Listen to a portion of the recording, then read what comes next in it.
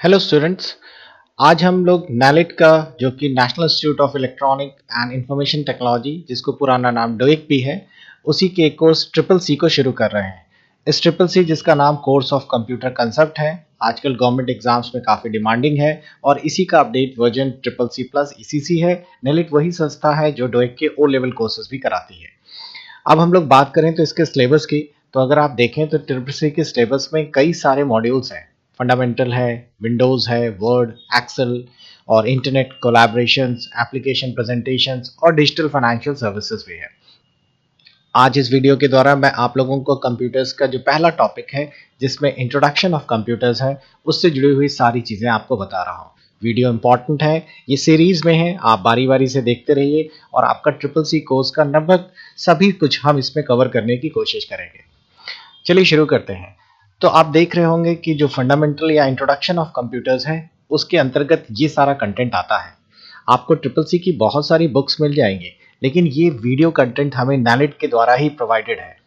इसमें सबसे पहले टॉपिक है कंप्यूटर्स क्या होते हैं, कंप्यूटर्स के कंपोनेंट्स क्या हैं, कंप्यूटर्स में हार्डवेयर सॉफ्टवेयर क्या होता है, कंप्यूटर्स में डेटा प्रेजेंटेशन कैसे होता है, डेटा कंसप्शन या डेटा प्रोसेसिंग का क्या मतलब है और आईईसीटी क्या होता है। चलिए एक एक करके शुरू करते हैं। सबसे पहले कंप्यूटर्स के बारे में बेसिक। आप देखते आए कि कंप्यूटर्स बहुत पहले से चलते चलते आए, तो इसलिए हमने उनको जनरेशन वाइज डिवाइड कर रखा है। ये पहली जनरेशन की बात करें, पुराने समय पे कंप्यूटर्स इस तरह के वॉल्व में हुआ करते थे, जिनको आप लोगों ने शायद डायोड के नाम से पढ़ा होगा। आप देख रहे हैं कि कंप्यूटर्स 1940 से लेकर 1956 के बीच में पहली जनरेशन्स में शुरू हुए।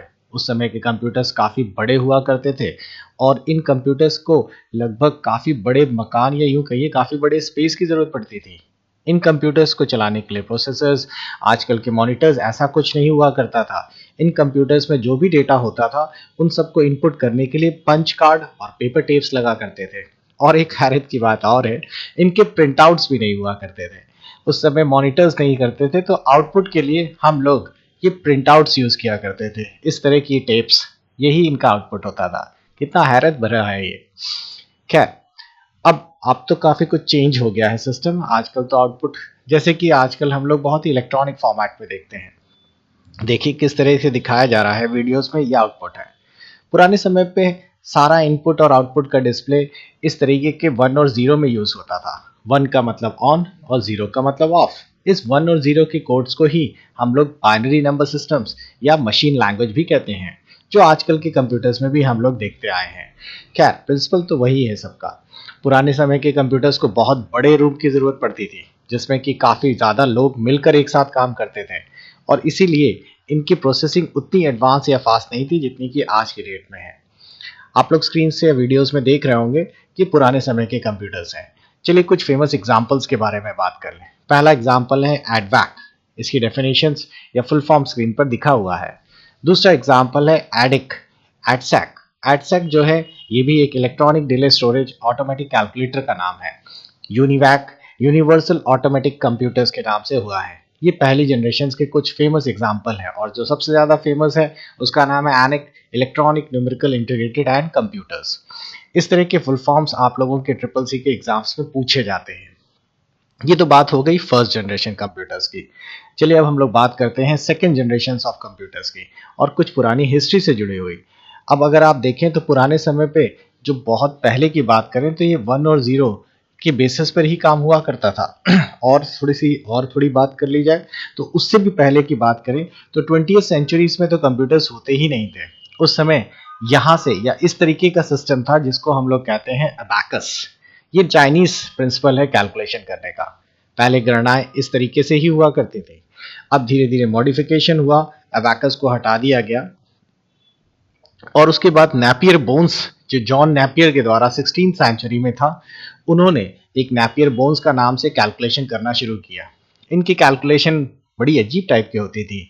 ये अगर मल्टीप्लिकेशन करना शुरू करते थे तो एक लंबी लंबी स्टिक्स लेते थे जिसमें रैंडमली नंबर्स थे उनके हिसाब से, और उसी के बेसिस पे ये कैलकुलेशंस, मल्टीप्लिकेशन, डिविजन्स, ये सब कॉल किया करते थे। देखा ना, काफी अजीब है ये। और थोड़ा सा डेवलपमेंट हुआ, ये स्लाइड रूल्स आ गए और स्लाइड रूल्स 16th सेंचुरी में अपडेट हो गए। इनके द्वारा भी मैथमेटिकल कैलकुलेशन होती थी, लेकिन ये बड़ी कॉम्प्लिकेटेड थी। देख रहे होंगे स्क्रीन पर इस तरह की गणनाएं की जा रही हैं। और उसके बाद आखिरी में जो हमारे फादर ऑफ कंप्यूटर्स हैं चार्ल्स बैबेज, उनका एनालिटिकल इंजन लॉन्च हुआ। और ये भी बहुत बड़ा था, बहुत बड़ा इन द सेंस ये पूरे एक रूम, लार्ज रूम जैसा साइज का था। और इसमें बहुत सारे रिंग्स थे, बहुत सारी व्हील्स थी, और यहाँ तक कि बहुत सारी डाइस भी हुआ करती थी। इन सब के मैकेनिकल तालमेल के द्वारा ही कैलकुलेशंस होते थे। आप देख रहे होंगे इसमें बहुत सारे गियर्स हैं। इन गियर्स के कैलकुलेशन या गियर के मूवमेंट से ही आप लोगों के आउटपुट्स निकला करते थे। बाप रे, बड़ा अजीब है देखने में। ये सबसे इंपॉर्टेंट टेबल है। इस टेबल में आपको बताया गया है कि 1940 से 1956 के बीच में पहली जनरेशन आई, फिर सेकेंड जनरेशन। पहली जनरेशन में वैक्यूम ट्यूब्स थे, सेकेंड जनरेशन में आप लोगों की ट्रांजिस्टर्स आए, थर्ड जनरेशन में आईसी यानी कि इंटीग्रेटेड सर्किट्स का इस्तेमाल हुआ, फोर्थ जनरेशन पे very large scale integration circuits use हुए, और लास्ट में अब जो हम लोग चल रहे हैं ये आर्टिफिशियल इंटेलिजेंस यानी एआई सिस्टम्स का इस्तेमाल किया जा रहा है। चलिए कुछ और नई जनरेशन के बारे में बात करते हैं। अब हम लोगों के पास है सेकेंड जनरेशन। सेकेंड जनरेशन जो है वो पहले वाले की कंपेरेटिव ज़्यादा अच्छी है, और सेकेंड जनरेशन में हमारे पास कैलकुलेशंस और अच्छे से होते हैं। सेकेंड जनरेशन जो है वो फर्स्ट जनरेशन के कंपेरेटिव काफ़ी अच्छी थी, और उसमें एक नया ट्रांजिस्टर का इजाद हो गया था। आपने शायद अपनी क्लासेस में पढ़ा भी हो, पीएनपी और एनपीएन टाइप ट्रांजिस्टर्स। ये सेकेंड जनरेशन में जो साइज था उसको थोड़ा कम कर दिया इसने, और थोड़ा सा टेक्नोलॉजी फास्ट भी हो गई। ये वैक्यूम ट्यूब को इसने ओवरटेक कर लिया। अब सेकेंड जनरेशन में ट्रांजिस्टर्स तो आ गए, वैक्यूम ट्यूब चले गए, इससे पावर कंजम्पशन भी उनकी काफ़ी कम हो गई, क्योंकि वैक्यूम ट्यूब्स में फिलामेंट होता है जिसको काफ़ी टाइम लगता है गर्म होने में, और उसके बाद ही वो प्रोड्यूस करता है अपना इलेक्ट्रॉन बीम। सेकेंड जनरेशन में जब से ये आ गया, सिस्टम्स कॉम्पैक्ट हो गए, साइज छोटा हो गया, फास्ट हो गए फर्स्ट जनरेशन की कंप्यूटर में, और चीपर यानी सस्ते भी हो गए। आप देख रहे होंगे स्क्रीन पे साइज छोटा होता चला जा रहा है। ये तो वैक्यूम्स हैं, और ये आपके आपके ट्रांजिस्टर्स। तो इनका साइज काफ़ी नैरो हो गया। आप स्क्रीन पे देख रहे होंगे काफ़ी स्मॉल हो गए, स्क्रीन पे डेस्क में आने लगे कंप्यूटर्स, और ये इसका फ़ायदा था। अब मैग्नेटिक टेप्स और स्टोरेज डिवाइसेस भी यूज़ में आने लगे, जैसे स्क्रीन के वीडियोस और फोटोज़ में आपको दिखाई दे रहा है। अब हमारे पास छोटे मोटे कैलकुलेशंस करने के लिए, स्टोर करने के लिए स्टोरेज मेमोरीज भी होने लगी। अब हम लोगों के पास छोटे छोटे पंच कार्ड की तरह हम लोग कैलकुलेशंस कर पाते थे, न्यूमरिक कीपैड्स आ गए, और इस तरीके से हमारे इंस्ट्रक्शंस सेव भी होने लगे। अब हमें असेंबली लैंग्वेज का भी इस्तेमाल हो गया, और असेंबली लैंग्वेज आ जाने से हमने मशीन लैंग्वेजेस बनाने शुरू कर दी। मशीन कोड्स के आ जाने से हमारे पास बहुत सारी प्रोग्रामिंग शुरू हो गई। हम लोग एडिशन, सब्ट्रैक्शन, इन सब के कोड जनरेट करने लगे। प्रोग्राम्स असेंबली लैंग्वेज जैसे शुरू हो गए।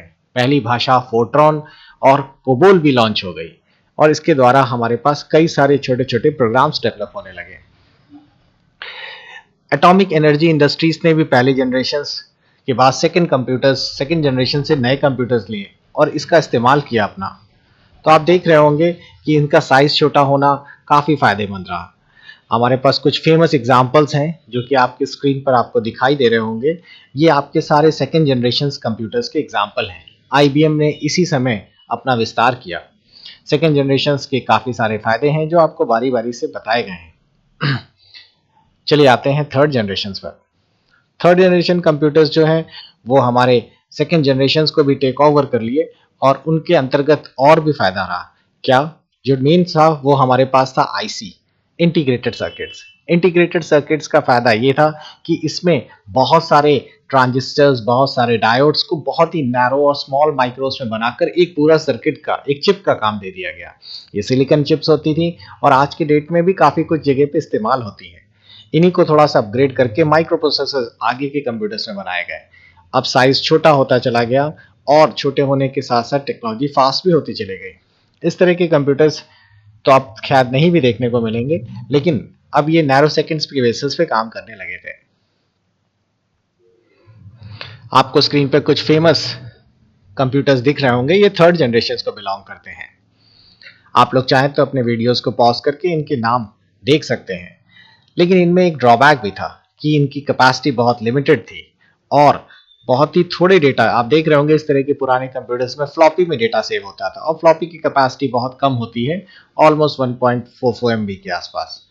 अब देखिए हमारे पास ये नए जनरेशन के कंप्यूटर्स आ गए। ये हमारे पास 4 स्टेज कंप्यूटर हैं जिसमें VLSI chips, very last rate integrations और इस तरह के चिप्स का इस्तेमाल होने लगा। ये चिप्स बहुत फास्ट प्रोसेसिंग करती हैं और इन्होंने अपना सर्किट्स इतना कॉम्पैक्ट बना लिया सिलिकॉन बेस्ड टेक्नोलॉजी के कारण कि इसमें हजारों की तादाद में कंपोनेंट सेव होने लगे। अब आजकल भी बहुत सारे डिवाइसेस, बहुत सारे टेलीविजन्स इन्हीं का इस्तेमाल करते हैं। अब इनका साइज छोटा होता चला गया और हम लोगों के पास मैग्नेटिक बेस्ड प्रॉपर्टीज वाले भी, जैसे हार्ड डिस्क आपके पास आ गई।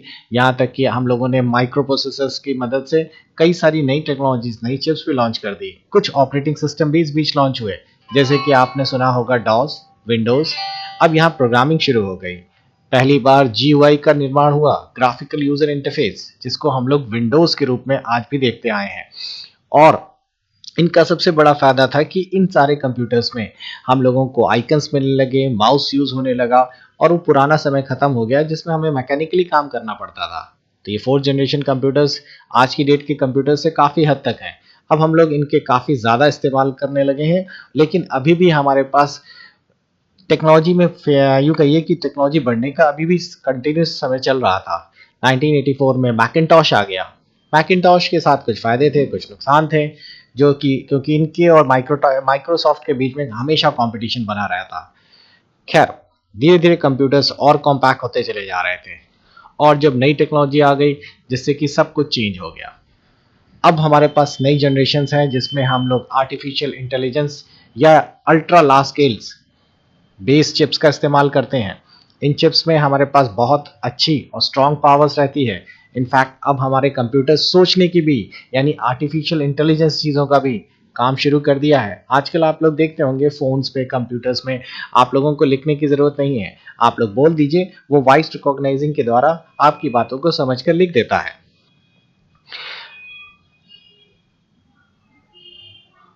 अब कंप्यूटर्स के बहुत सारे रोबोटिक फंक्शंस भी यूज़ होने लगे हैं। तो हमारे पास जो नई जनरेशन्स आ रही है कंप्यूटर्स के, इनमें artificial intelligence, high level languages, C++, जावा, इनका इस्तेमाल शुरू हो गया है और ये आने वाले कंप्यूटर्स के नई जनरेशन्स के अंतर्गत इनको कैटेगराइज किया गया है। तो ये था बेसिक हमारा कंप्यूटर्स का पुराना इतिहास, जिसे आप हिस्ट्री ऑफ कंप्यूटर्स कहेंगे। तो आपके कंप्यूटर्स के ये बेसिक्स के बाद अब हम लोग थोड़ा सा नए और पुराने कंप्यूटर्स को ख़त्म करने के बाद अब हम लोग बात कर लेते हैं इनके कंपोनेंट्स पर। ये कंपोनेंट्स में CPU है, कीबोर्ड है, माउस है, विजुअल डिस्प्ले यूनिट्स है, कुछ अदर इनपुट डिवाइसेस है, जो कि मैं आपको नेक्स्ट चैनल यानी कि नेक्स्ट एपिसोड में बताऊंगा। Okay, take care, good bye.